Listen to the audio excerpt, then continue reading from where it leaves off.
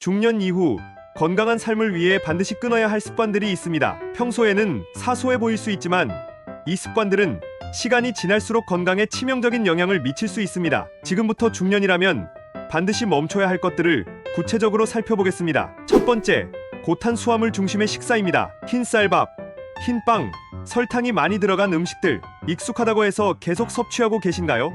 중년 이후에는 인슐린 민감도가 낮아지고 혈당 조절 능력이 약해지기 때문에 이러한 음식은 체지방을 늘리고 당뇨, 고혈압, 심혈관 질환의 위험을 높입니다. 대신 통곡물, 채소, 건강한 지방, 그리고 단백질이 풍부한 식단을 선택하세요. 통곡물은 혈당을 안정적으로 유지해주고 채소와 단백질은 포만감을 높여 불필요한 간식을 줄여줍니다. 또한 설탕과 정제된 탄수화물을 줄이면 염증 수치를 낮추고 체중 관리에도 큰 도움이 됩니다. 작은 변화가 건강의 판도를 바꿀 수 있습니다. 두 번째, 장시간 앉아있는 생활입니다. 사무실 의자, 소파, 자동차 시트, 하루 중 얼마나 앉아 계신가요? 중년 이후 근육량은 매년 1%씩 감소합니다. 이런 상황에서 움직이지 않으면 근육 감소는 더 가속화되고 허리 통증이나 혈액순환 장애 같은 문제를 유발합니다. 하루 1시간마다 스트레칭하거나 20분 걷기 운동을 실천하세요. 또한 TV를 보거나 일을 할 때 간단한 저항 밴드 운동을 시도하는 것도 좋습니다. 꾸준한 움직임은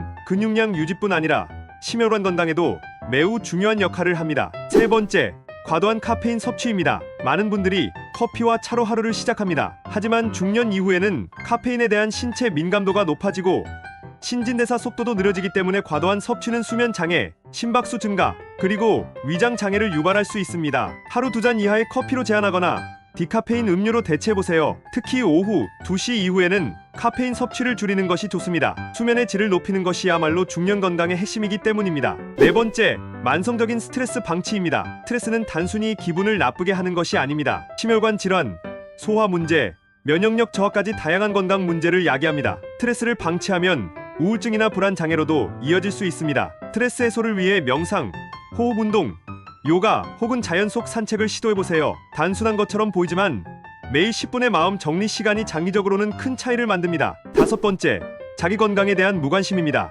괜찮겠지?